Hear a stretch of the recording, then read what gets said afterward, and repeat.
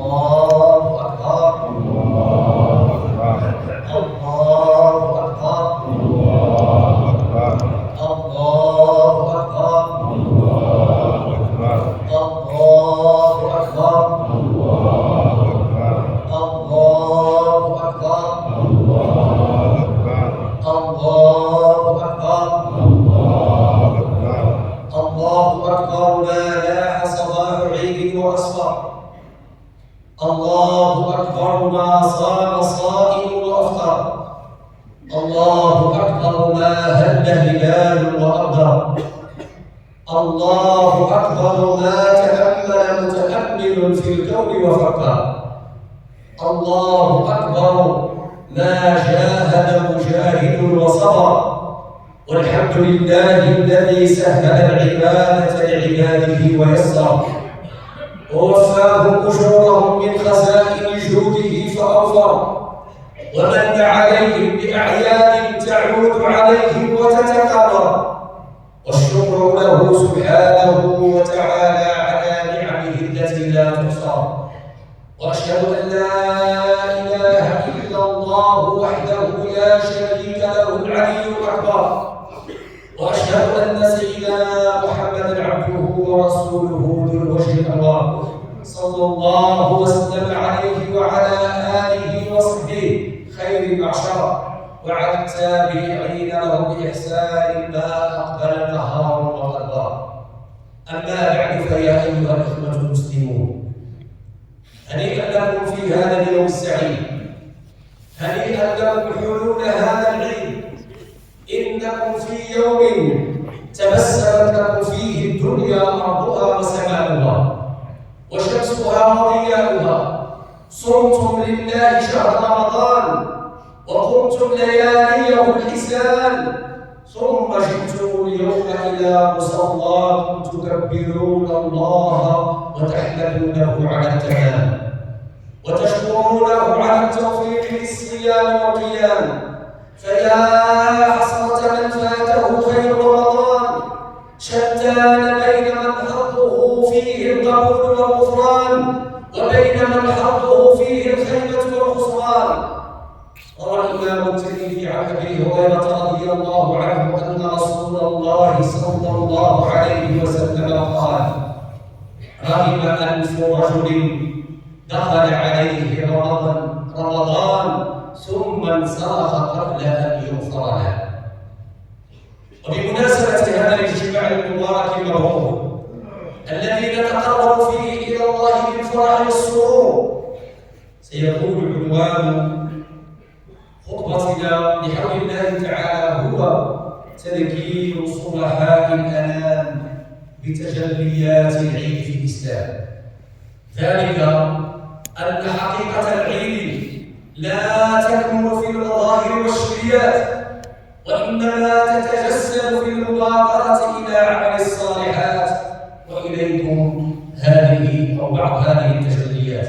الله أكبر. الله أكبر. الله أكبر. الله أكبر. الله أكبر. الله أكبر. التجلي الأول من هذه التجليات أيها الإخوة المؤمنون صفاء القلوب.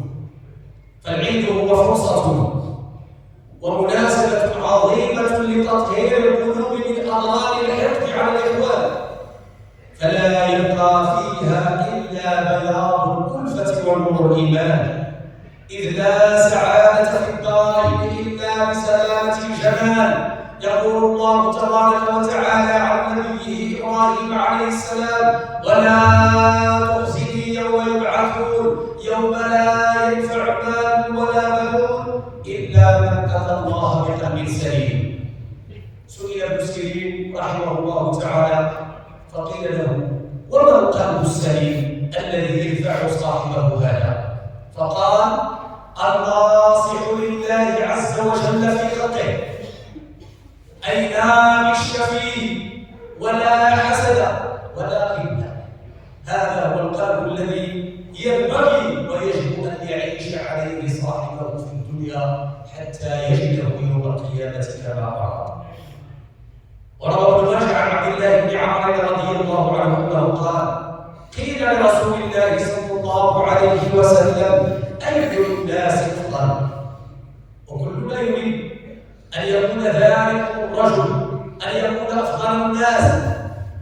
فقال له النبي صلى الله عليه وسلم، وقال النبي عليه الصلاة والسلام: كل مخموم القلب صدوق اللسان. فقال الصحابة رضوان الله عليهم: يا رسول الله، صدوق اللسان يعرفه، هو الذي يحدث الناس بالصدق ولا يكذبهم، فما مخموم القلب؟ فقال عليه الصلاة والسلام: هو التقي النقي الذي لا إثم فيه ولا بغي ولا غل ولا حسد. الله أكبر، الله أكبر، الله أكبر. التجلي الثاني من تجليات العيد في الإسلام العفو والتسامح. فالعيد فرصة للمسامحة والعفو بين الأحبة والإخوان، وهو مناسبة كذلك للقطع مع العداوة والهجران. قال الله تعالى: وليعفوا وليصفحوا ألا تحبون أن يغفر الله لكم والله غفور رحيم. وقال سبحانه: وإن تعفوا وتصفحوا وتغفروا فإن الله غفور رحيم. وروى الإمام مسلم عن أبي هريرة رضي الله عنه أن رسول الله صلى الله عليه وسلم قال: ما زاد الله عبدا بعفو إلا عزا. ما زاد الله بعبد إلا عزا ورفعة ومكانة عالية. قال القاضي عياض رحمه الله تعالى وهو يشرح هذا الحديث: ظاهره أي ظاهر الحديث أن من عرف بالصفح، اتعرف عليه الصفح، وعرف بالعفو ساد وعظم في القلوب وزاد عزه. ولنا الأسوة في رسول الله صلى الله عليه وسلم الذي كان يتصف أي اتصاف بهذا الخلق الجليل، وهو العفو والصفح عند الضرر.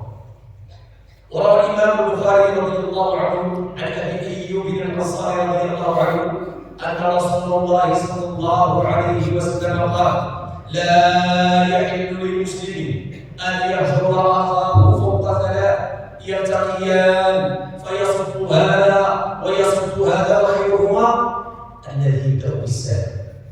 الله أكبر، الله أكبر، الله أكبر. التجلي الثالث أيها الأحبة الكرام، ونحن في هذا اليوم المبارك السعيد وصلة الأرحام. العيد مناسبة وفرصة قوية وعظيمة لتقوية أواصر المحبة بين الأقارب والإخوان وصلة الأرحام بما يقدر عليه الإنسان المسلم من الإحسان.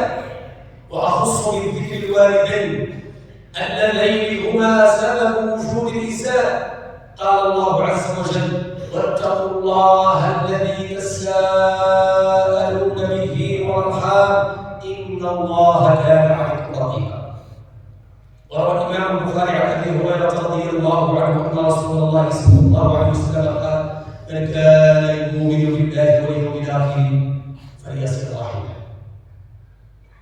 وروى الإمام البخاري والإمام مسلم عن أنس بن مالك رضي الله عنه أن رسول الله صلى الله عليه وسلم قال: من أحب أن يبسط له في رزقه وينسى له في أثره فليصل رحمه.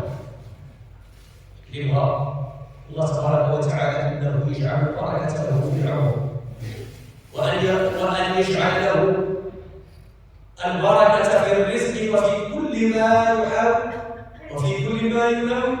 عليه أن يقدم على صلة الرحم. وأي صلة للرحم في هذه الأيام، وأي مكانة تتنزل صلة الرحم في هذا اليوم المبارك السعيد، وهو يوم الفرح والسرور والبهجة والحرور. وروى الإمام الذهبي رحمه الله في كتاب الكبائر عن عبد الله بن عباس رضي الله عنهما أنه قال: 3 آيات نزلت مقرونة ب3. تتبع الآيات أنزلها الله تبارك وتعالى، الأولى فيه مقرونة بالثانية، لا يمكن فصل إحداهما عن الأخرى، لا يمكن يمكن ذكر إحداهما إلا مع ذكر الأخرى. أما الآية الأولى فقال الله عز وجل: أطيعوا الله وأطيعوا الرسول. من أطاع الله ولم يطع الرسول فقد عصى، ومن أطاع الرسول ولم يطع الله فقد عصى. ولا تتم الطاعة الكاملة والإنابة الصحيحة إلا بطاعة الله والرسول. فمن أطاع الله ولم يطع الرسول لم يقبل منه ذلك. الثانية قول الله تبارك وتعالى: وأقيموا الصلاة وآتوا الزكاة. فمن صلى ولم يزكي لم يقبل منه. والثالثة قول الله عز وجل: أشكر لي ولوالدي. فمن شكر الله تعالى ولم يشكر لوالديه لم يقبل منه ذلك. الله أكبر، الله أكبر، الله أكبر. التجلي الرابع: الإحسان إلى الفقراء والمساكين. ونحن نعيش فرحة العيد السعيد في هذا اليوم المبارك الذي أكرمنا الله عز وجل به بعد جهاد للنفس من الصلاة والصيام والقيام وغيرها من صالح الأعمال. لا ننسى في هذا اليوم الفقراء والمساكين. وآتوهم من مال الله الذي آتاكم فإدخال السرور عليهم قربة من أفضل القربات في هذا اليوم وأحبها إلى رب الأرض والسماوات. قال الله تعالى: وأنفقوا مما رزقناكم من قبل أن يأتي أحدكم الموت فيقول رب لولا أخرتني إلى أجل قريب فأصدق وأكون من الصالحين ولن يؤخر الله نفسا إذا جاء أجلها والله خبير بما تعملون.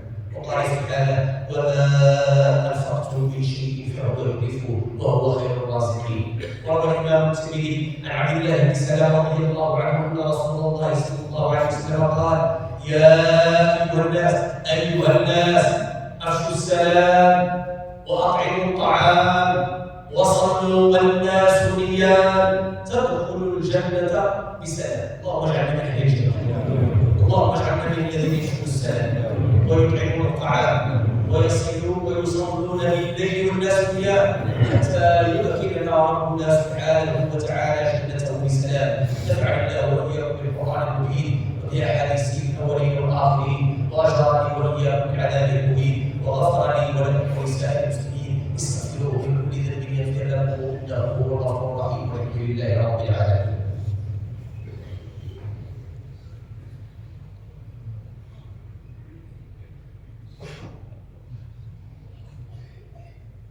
الله أكبر، الله أكبر، الله أكبر. الحمد لله رب العالمين، وأشهد أن لا إله إلا الله ولي الصالحين، وأشهد أن سيدنا ونبينا وعظيمنا محمدا عبده ورسوله سيد الأولين والآخرين صلى الله وسلم عليه وعلى آله وصحبه أجمعين ومن اكتفى أثرهم وصار على نهجهم إلى يوم الدين. أما بعد فيا أيها الأخوة المسلمون، التجلي الخامس والأخير من تجليات عيد الإسلام عيادة المرضى. وأنتم تعيشون فرحة هذا العيد ونحن نعيش هذه الفرحة جميعا. لا ننسى المرضى الذين في البيوت والذين في المستشفيات، فشاركوهم في عيدكم هذا وأشركوهم واجعلوا لهم حظا من زياراتكم. ففرحة العيد ليست موقوفة على الأصحاء بل للمرضى فيها نصيب. زوروهم واتصلوا بهم وهنئوهم بالعيد وأوصوهم بالاحتساب والصبر واحمدوا الله تعالى الذي عافاكم مما ابتلاهم به. روى الإمام مسلم عن ثوبان رضي الله عنه أن رسول الله صلى الله عليه وسلم قال وهو يبين لنا عظمة زيارة المريض: إن المسلم إذا عاد أخاه المسلم لم يزل في غرفة الجنة.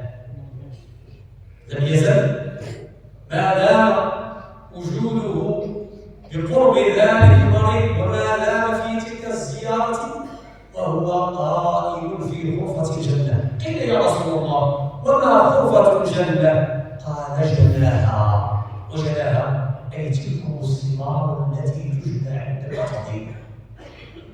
أي لا يزال هداية على أنه لا زال في الجنة يأكل ويشرب ويتنعم بثمار الجنة مما لذ وطاب من خيراتها.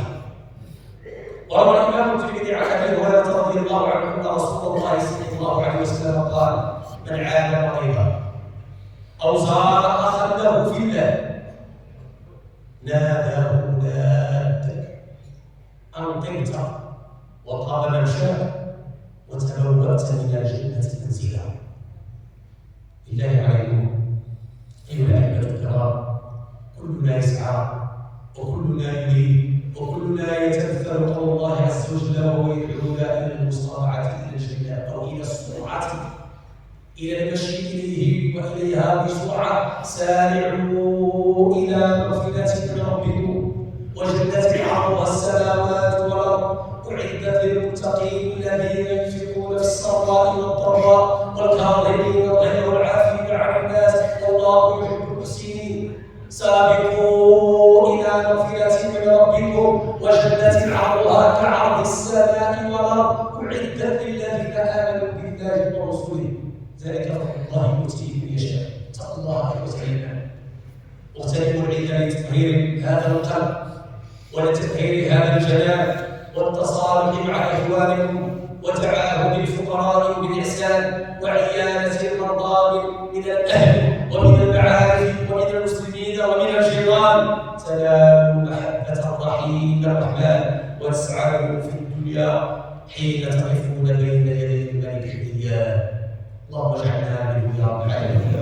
اللهم اجعلنا من الذين يحققون السعادة في الدنيا والآخرة. اللهم اجعلنا من الذين يزورون المرضى ويخرجون السعادة والفرح والسرور والحضور على المحتاجين والمساكين فتغفر ذنوبهم وتستر عيوبهم وتتقبل من صالح الأعمال إنك على ما تشاء قدير وبالإجابة جدير. ربنا تقبل منا إنك أنت السميع العليم وتب علينا إنك أنت التواب الرحيم. هذا وصلوا وسلموا على إمام المرسلين وقائد الأرض المحشرين فقد أمركم الله تعالى بذلك في كتابه العزيز. فقال عز القائل في أمر بدأ فيه بنفسي وثنى فيه بملائكتي إن الله وملائكته يصلون على النبي يا أيها الذين آمنوا صلوا عليه وسلموا تسليما. اللهم صل على سيدنا محمد وعلى آل سيدنا محمد كما صليت على سيدنا إبراهيم وعلى آل سيدنا إبراهيم وبارك على سيدنا محمد وعلى آل سيدنا محمد كما باركت على سيدنا إبراهيم وعلى آل سيدنا إبراهيم في العالمين إنك حميد مجيد. وارض اللهم عن السادة الخلفاء الراشدين المرشدين الحنفاء أبي بكر وعمر وعثمان وعلي وعن الستة الباقين من العشرة الغر الكرام البررة المبشرة وعن سائر الصحب أجمعين وخصوصا الأنصار منهم المهاجرين وعن التابعين وتابع التابعين ومن تبعهم بإحسان إلى يوم الدين. اللهم انفعنا بمحبتهم اللهم انفعنا بمحبتهم واجعلنا يا ربنا من المحشورين في زمرتهم ولا تخالفنا اللهم عن نهجهم ولا عن طريقهم ولا عن سنتهم ولا عن ما جاءوا به يا اكرم رسول ويا خير له. وفق اللهم امين المؤمنين حامل حمى الوطن والدين جلاله بن محمد السادس. اللهم انصره نصرا تعز به الدين واجمع به كلمه الاسلام والمسلمين. اللهم احفظه في ولعهده نور الحسن وشقيقه النور الرشيد وفي باقي اسرته العلويه الملكيه الشريفه انك على ما شاء قدير والاجابه جدير. يا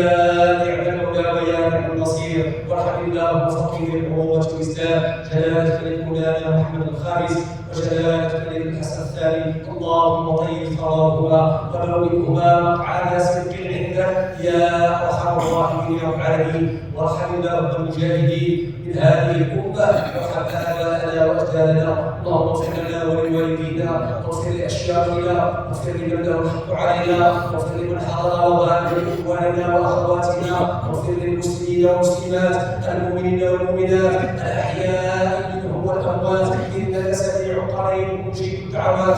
اللهم اياك سالنا ولاحسانك تعرضنا وما عندك من خير قائل قبلا فاقبل اللهم بوجهك الكريم علينا ولا تخيب فيك رجاءنا ولا تخيب فيك سعينا سعينا واجعل التقوى زادنا وفي دينك اجتهادنا وعليك توكلنا واعتمادنا يا ارحم الراحمين يا رب العالمين. اللهم من احييته منا فاحيه على الايمان ومن توفيته منا فتوفه على الاسلام. اللهم انصرنا بنصرك، اللهم انصرنا بنصرك وايدنا بتأييدك. اللهم انصر المسلمين في كل مكان، اللهم انصر راية الاسلام، اللهم انصر ديننا المحمدي واجعل ختام عزه كما بدي. اللهم انصر المجاهدين، اللهم انصر الطيبين، اللهم ثبت اقدامهم ويسر امورهم واصلح احوالهم واذل الشرك والمشركين اعداءك اعداء الدين يا رب العالمين. اللهم اقسم لنا من خشيتك ما تحول به بيننا وبين معصيتك، ومن طاعتك ما تبلغنا به جنتك، ومن اليقين ما تهون به علينا مصائب الدنيا، ومتعنا اللهم باسماعنا وابصارنا وقوتنا ابدا ما احييتنا، واجعله الوارث منا، واجعل ثارنا على من ظلمنا، وانصرنا على من عادانا، ولا تجعل مصيبتنا في ديننا، ولا تجعل الدنيا اكبر همنا، ولا مبلغ علمنا، ولا الى النار مصيرنا، واجعل الجنه دارنا، واجعل التقوى زادنا يا ارحم الراحمين يا رب العالمين. اللهم تقبل منا الصلاه والصيام، اللهم تقبل منا الصلاه والصيام والقيام وصالح الاعمال، واجعل ذلك كله خالصا لوجهك الكريم يا رب العالمين، حتى تدخلنا جنتك من باب الريان يا ارحم الراحمين يا رب العالمين. اللهم اشف امراضنا، اللهم اشف امراضنا وارحم ضعفنا ويسر امورنا واصلح احوالنا واشف امراضنا كلنا ولا تكن علينا. ربنا تقبل منا انك انت السميع العليم وتب علينا انك انت التواب الرحيم. ربنا لا تؤاخذنا ان نسينا او اخطانا، ربنا ولا تحمل علينا اصرا كما حملته على الذين من قبلنا، ربنا ولا تحملنا ما لا طاقه لنا به، واعف عنا واغفر لنا وارحمنا، انت مولانا فانصرنا على القوم الكافرين. سبحان ربك رب العزه عما يصفون وسلام على المرسلين والحمد لله رب العالمين. وعليكم مبارك مستعين على الله.